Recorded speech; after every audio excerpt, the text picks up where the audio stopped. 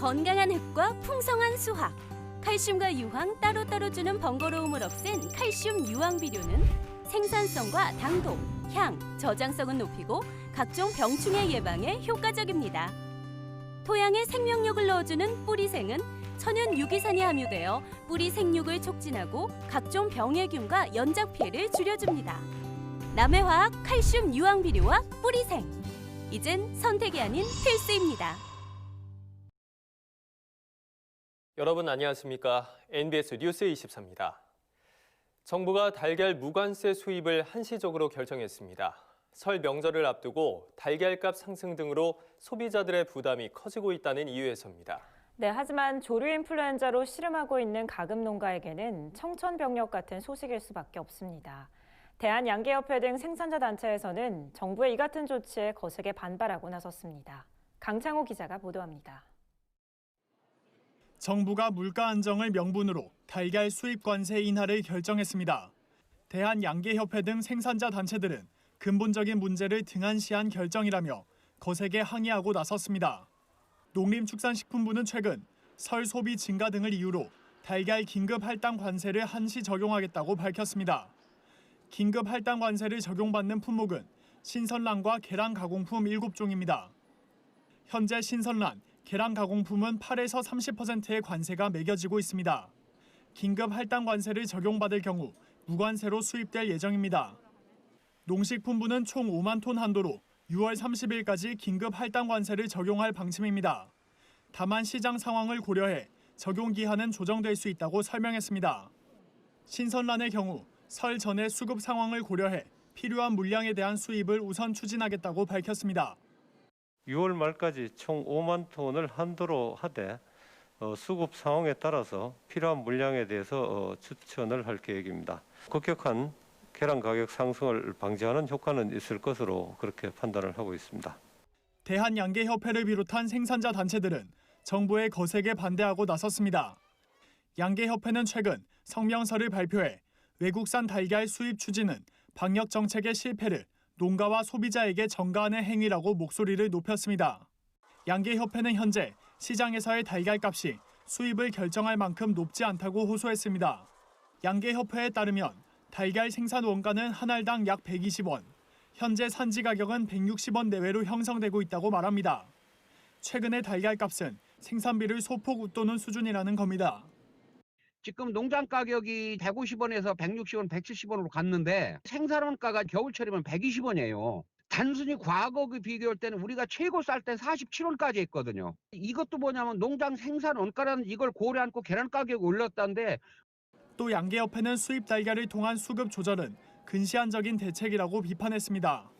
지난 2017년 사상 최악의 고병원성 AI 파동 당시에도 달걀 수입을 추진했지만 국내 수급이 정상화되면서 외국산 달걀이 폐기 처분되는 등 시장 혼선이 발생한 바 있기 때문입니다. 수입이라는 건 극한 상황에서 해야 되는데 또 하나 문제가요. 그전 과거 사례도 봤었지 수입해갖고 실패를 했어요. 그때 수입해갖고 계란 가격이 안정된 게 아니라 우리가 생산이 회복되면서 안정됐거든요. 그러며 국산 달걀 생산 기반 회복이 우선시 돼야 한다고 목소리를 높였습니다. 정부의 현행 살처분 기준을 완화할 필요가 있다는 겁니다. 정부는 고병원성 AI 확진 농가 반경 3km 이내 가금류를 전부 살처분하고 있습니다. 이에 19일 기준 가금류 1,929만 마리가 살처분됐습니다. 그중 산란계는 가장 많은 878만 8천 마리에 달합니다. 양계협회는 발생 농가 인근 방역 여건에 따라 살처분 범위를 탄력적으로 조절하는 방안이 마련돼야 한다고 주장했습니다. MBS 뉴스 강창호입니다. 올 한 해 농업 분야에서 예상되는 변화는 어떤 게 있을까요? 올해 농업 생산액과 농가 소득은 조금씩 오르지만 농가 인구는 줄어들 것으로 예상되는데요. 이 밖에도 농업의 디지털 전환이 속도를 내면서 오프라인 중심의 농산물 유통에 변화가 있을 전망입니다. 한국농촌경제연구원이 2021년 농업 전망에서 발표한 주요 변화들을 손현진 기자가 전해드립니다. 지난해 코로나19 발생으로 인한 사회 경제적 충격 속에서도 농업 생산액은 2019년보다 3.7% 증가한 51조 5천억 원에 이른 것으로 추산됩니다. 올해는 이보다 1.9% 늘어난 52조 5,030억 원으로 전망됩니다. 가구당 농가소득은 지난해보다 1.5% 증가한 4,373만 원에 이를 전망입니다. 이 같은 증가세는 농해소득과 비경상소득 증가에 의한 것으로 농업소득은 경영비용 증가에 따라 2.3% 감소할 것으로 보입니다. 올해는 이제 농업소득과 이전소득이 작년보다는 조금 줄어들고 하반기부터 경기가 회복되면서 농촌 체험이나 농촌 관광 등이 활성화될 것으로 전망이 되어서 농해소득은 좀 증가할 것으로 보여집니다. 올해 농가 인구는 1.8% 감소한 216만 2천 명, 농가 호수는 1% 줄어든 98만 5천 호로 예상됩니다. 한국농촌경제연구원은 20일 온라인 생중계로 진행한 농업전망 2021 대회를 통해 농업 분야에서 예상되는 주요 변화와 함께 이 같은 내용을 발표했습니다. 올해는 코로나19가 몰고 온 위기와 기회가 농업의 변화를 주도할 전망입니다. 건강과 저밀도 사회에 대한 관심이 높아지면서 농촌이 주목받았지만 한편으로는 농촌의 열악한 생활 여건 역시 선명히 드러났다는 점이 대표적입니다. 농경연은 앞으로 다양한 유형의 도시민 주거 공간을 조성하고 농촌 생활 서비스를 적극적으로 개선해 농촌 재생에 나서야 한다고 지적했습니다. 비대면 소비가 각광받으면서 디지털 농업으로의 전환 속도도 빨라질 전망입니다. 정부가 2025년까지 총 58조 원을 투입하는 디지털 뉴딜에 힘입어 농업 생산과 유통, 소비 전반의 디지털화가 이뤄질 것으로 예측됩니다. 다만 농업의 디지털 전환을 위해서는 전문성 향상 등 고민해야 할 과제가 적지 않다는 지적도 나옵니다. 전문가가 없어요. 그 전문 지식도 없고 자본도 다 외부에 다 있습니다. 저희가 그런 걸 좀 오픈해서 확실하게 받아들이는 자세가 더 중요하지 않을까 생각을 합니다. 오프라인 중심의 농산물 유통 환경에도 큰 변화가 예상됩니다. 지난해 3월부터 12월까지 실시한 소비자 조사 결과 전체의 61.3%는 음식점 방문을 줄인 반면 61.9%는 가정조리를 늘린 것으로 나타났습니다. 비대면 소비와 유통 시대가 활짝 열리면서 농식품 시장은 오프라인과 온라인의 이원화 구조로 빠르게 재편될 것으로 보입니다.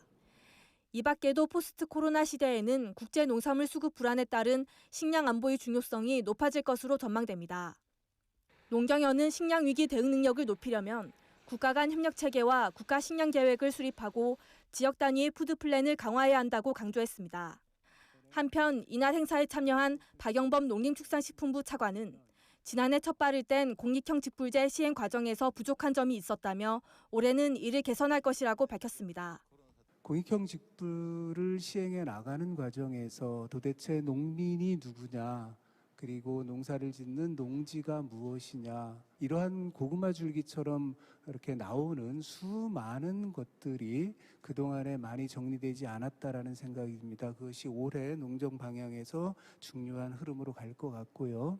코로나 사태를 계기로 많은 변화와 과제를 마주하게 된 농업. 복잡 다단한 위기 속에서도 성장의 발판을 다져갈 수 있을지 귀추가 주목됩니다. MBS 뉴스 손현진입니다. 설 연휴가 이제 3주 앞으로 다가왔습니다. 코로나19의 여파로 가족, 친지, 이웃 간 만남이 쉽지 않은 상황인데 우리 농축산물 선물로 정을 나눠보는 건 어떨까요? 정부와 국회도 설 선물 보내기 운동에 시동을 걸었습니다. 김인경 기자가 보도합니다.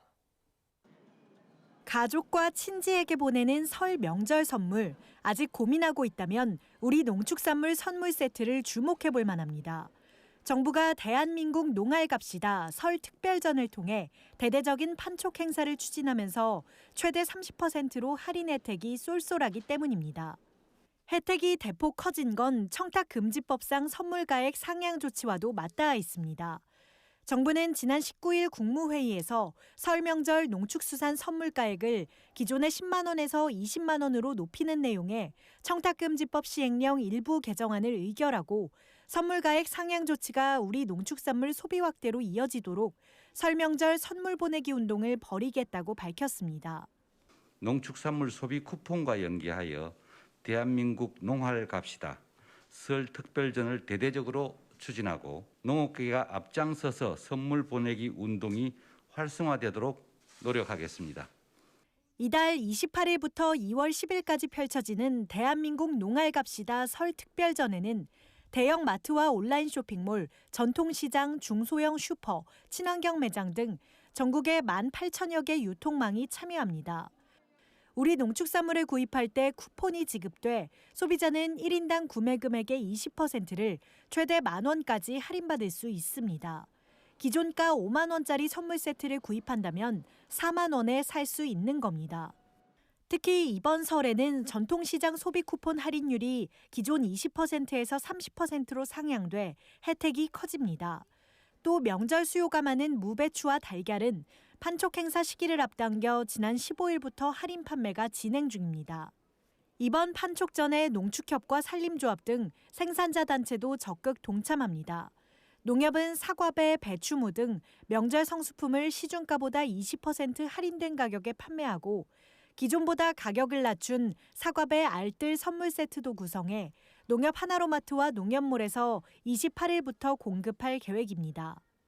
한우와 한돈, 축산물 가공품 선물 세트도 하나로마트, 농협 2고기장터 등을 통해 26만 세트가 최대 25% 할인된 가격에 판매됩니다. 또 오프라인 구매가 익숙한 소비자들은 전국 500여 개의 로컬푸드 직매장과 바로마켓, 내고향 장터 등 31곳의 오프라인 장터를 통해 성수품을 최대 30% 할인가에 구입할 수 있습니다. 정치권도 이번 판촉전과 우리 농축산물 선물 보내기 운동을 적극 독려하고 나섰습니다.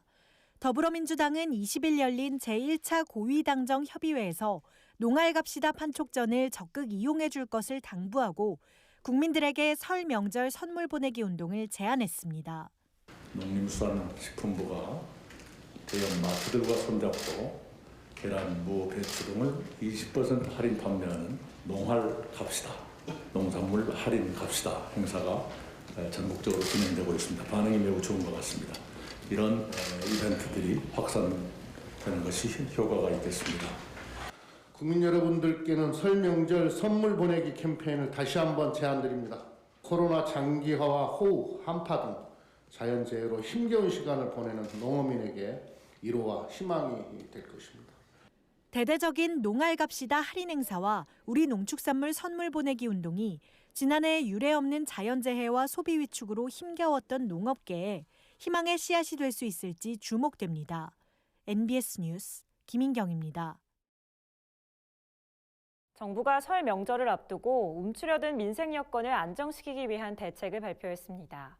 저소득 가구 등 소외된 이웃들이 보다 따뜻하게 설 명절을 맞이할 수 있도록 취약계층에 대한 지원을 서두르기로 했습니다. 권수환 기자가 보도합니다. 정부는 지난 20일 제27차 비상경제 중대본 회의를 통해 설 민생안정 대책을 발표하고 신속하게 집행하는 데 의견을 모았습니다. 먼저 저소득층을 대상으로 한 지원 프로그램을 앞당겨 시행합니다. 이에 따라 2만 7천 저소득 가구를 대상으로 설 연휴 전까지 422억 원 규모의 긴급복지 지원 프로그램을 가동합니다. 취약계층을 지원하기 위한 복권기금 사업도 전체 기금의 4분의 1에 해당하는 금액을 다음 달 안으로 집행합니다. 한파 취약계층을 위한 지원도 늘립니다. 한파 특별지원 프로그램을 통해 기초수급자와 차상위 계층 등 저소득 가구에 연탄 쿠폰 3만 원어치를 추가 지급합니다. 취약계층 대상 한파 특별지원 프로그램을 시행합니다. 기초수급자 등에 대한 연탄 쿠폰 3만 원 추가 지급, 장애인, 노인 등 거주시설, 난방기기 보급 등을 추진하고 저소득 근로가구에 지원하는 근로장려금과 저소득 가구에 18세 미만 자녀 양육비를 지급하는 자녀장려금은 2월에서 3월 지급분을 앞당겨 설 명절 전에 지급합니다. 이에 따라 총 15만 가구가 조기 지급 혜택을 보게 됩니다. 복지시설에 거주 중인 기초생활수급자에게 지급하는 설 명절 특별 위로금도 올해는 지난해 대비 10,000원 인상한 5만 원을 지급합니다. 현재 지급 중인 소상공인 버팀목 자금은 지급 속도를 끌어올립니다. 설 연휴 전에 전체 지원 대상의 90%인 약 250만 명에 대한 지급을 마무리한다는 계획입니다. 개인 택시와 달리 버팀목 자금을 받지 못한 법인 택시기사 8만 명에게는 소득 안정자금 50만 원을 설 연휴 전에 지원할 예정입니다. 기부 문화 확산을 위해 올해 한시적으로 기부금 세액 공제율을 높이는 방안도 추진됩니다. 구체적인 세액 공제율 인상 방향은 올해 세법 개정안 확정 때 발표됩니다. 한편 정부는 사회복지 공동모금회를 통해 소외계층 23만 명에게 133억 원을 지원합니다. 설 맞이 기부 참여도 코로나19 상황을 고려해 QR코드, 간편 결제 등 비대면 방식으로 독려합니다. MBS 뉴스 권소환입니다. 코로나19가 장기화되면서 전국 각지의 농촌 체험마을은 그 어느 때보다 힘든 시기를 보내고 있습니다. 방문객들의 발길이 뚝 끊겨 마을의 부수입으로 자리 잡았던 농특산품도 판로를 잃게 돼 타격은 더 커지고 있습니다. 보도에 남수지 기자입니다. 서울 등 수도권 인구 밀집 지역과 멀지 않은 데다 즐길 거리가 많아 관광지로 사시사철 인기가 많은 경기 양평군. 매년 겨울이면 썰매를 타는 아이들의 목소리가 가득했던 곳인데 현재는 사람의 흔적을 찾기 어려운 모습입니다. 지난해부터 계속된 코로나19 사태로 관광객이 급감하면서 딸기 체험장은 운영을 중단했습니다. 이곳에서 8년째 농촌 체험마을을 운영하고 있는 이형훈 위원장은 긴 한숨을 내쉽니다. 연간 만여 명이 넘는 관광객을 맞이했지만 지난해는 코로나19로 인해 방문객이 1,000명도 채 되지 않았기 때문입니다. 위기에 처해 있죠. 1년 동안 이제 체험은 못했기 때문에 유지비가 사실은 체험을 해서 나와야 되는데 그런 게 안 나오기 때문에 돈이 좀 모였던 것들을 이제는 다 까먹은 상태죠. 거의가 다 이제 포기하는 상태로 지금 와 있다고 보면 되겠어요. 지난 12월 강화된 방역 수칙으로 인해 그나마 운영하던 마을 식당도 문을 닫았습니다. 농촌 체험마을을 찾는 관광객이 없어 전체 매출의 30%를 차지하는 특산품 판매도 지난해 역대 최악의 실적을 기록했습니다. 판로 확대를 위해 피클 만들기 등 농촌 체험 키트를 개발했지만 기존 매출에 비하면 턱없이 부족한 실정입니다. 체험 키트 같은 경우에는 판로 같은 게 좀 힘들긴 해요. 가정으로도 보내고 싶은데요. 대기업에 좀 밀리죠. 대기업에서 키트를 생산하기 시작하잖아요. 가격 경쟁 면에서 저도 좀 밀리고 그러죠. 강원 홍천군도 사정은 크게 다르지 않습니다. 코로나19의 장기화로 단체 방문객이 없어지면서 체험마을 매출이 70%나 감소한 겁니다. 가족 단위 방문객으로 타깃을 바꿨지만 그마저도 쉽지 않습니다. 하루에 한 팀만 예약할 경우 인건비나 난방비 등 운영비가 더 많이 들어 오히려 마을에서 예약을 취소하는 실정입니다. 기존 단체 관광객 숙소를 가족이나 개인 방문객 위주로 개조하기 위해 드는 비용도 만만치 않습니다. 리몰레이팅이나 아니면 다시 개조를 해서 마을 호텔화 그런 작업들을 지금 많이 하고 있습니다. 마을에서 20% 자부담 이렇게 해가지고 하고 있습니다. 부담이 많이 되죠. 그런데 이제 마을 사업을 안 하면 몰라도 하기 위해서는 어쩔 수 없이 마을의 부수입으로 자리 잡았던 가공식품 판로도 잃어 막막한 심정입니다. 기존에 확보한 농산물 물량을 소진하기 위해서는 가공품 제조를 계속해야 합니다. 하지만 판로가 마땅치 않아 온라인에서 할인된 금액에 판매해야 하는 상황입니다. 코로나19로 벼랑 끝에 내몰린 농촌 체험농장. 농가들의 어려움을 덜어줄 수 있는 현실적인 지원책이 필요해 보입니다. MBS 뉴스 남수지입니다. 다음은 간추린 뉴스입니다. 문재인 대통령은 20일 강경화 외교부 장관 교체를 결정하고 후임에 정의용 전 청와대 국가안보실장을 내정했습니다. 또 문화체육관광부 장관에 황희 더불어민주당 의원을, 중소벤처기업부 장관에는 권칠승 민주당 의원을 각각 내정했습니다. 추가 개각 가능성에 대해 청와대 관계자는 대통령의 권한이라 말씀드릴 수는 없다면서도 집권 후반기의 마무리와 성과 창출을 위해서 필요하다면 언제든지 할 수 있는 상태라고 밝혔습니다. 농업에 관한 어려운 용어나 개념을 알기 쉽게 풀어드리는 플러스 농업백과 시간입니다. 코로나19 사태로 위생과 건강을 신경 쓰는 사람이 늘면서 동물복지 인증식품이 주목받고 있습니다. 오늘 플러스 농업백과에선 지속가능한 농촌과 건강한 식탁을 책임지는 동물복지 인증제도에 대해 자세히 알아보겠습니다. 지난 2017년 살충제 달걀 파동으로 먹거리 안전에 비상이 걸린 일이 있습니다. 하지만 여전히 공장식 밀집 사육 등 열악한 사육 환경으로 구제역 조류 인플루엔자 등 악성 전염병이 근절되지 않고 있는데요. 이를 해결하기 위해 정부는 2012년부터 동물복지 인증제도를 시행하고 있습니다.